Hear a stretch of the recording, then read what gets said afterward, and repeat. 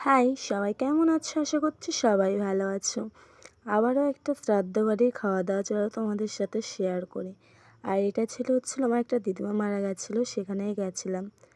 হ্যাঁ, আমি বুঝছি তোমরা ভাবছো যে শুধু শ্রাদ্ধ বাড়িরই খাওয়া দাওয়া শুধু দেয় আর অন্য কোনো ভিডিও দেয় না। কি করব বলো, কোথাও যাওয়া হচ্ছে না, আর শ্রাদ্ধ বাড়িরই অনেক কটা নেমন্তন্ন পড়েছিল, তাই যেখানে গেছিলাম সেটাই ভিডিও করলাম। যাই হোক, চলো তোমাদের সাথে খাওয়ারের ভিডিও শেয়ার করি।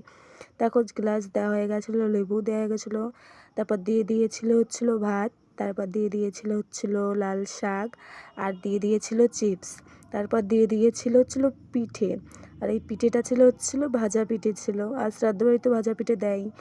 আর তারপর হচ্ছিল ডাল, আর তারপর হচ্ছিল পটল চিংড়ি। আর পটল চিংড়িটা দেখো, আমি পটল নিয়েছিলাম, আর পটল চিংড়িটা ভালোই হয়েছিল, আমার কাছে ভালোই লাগছিল।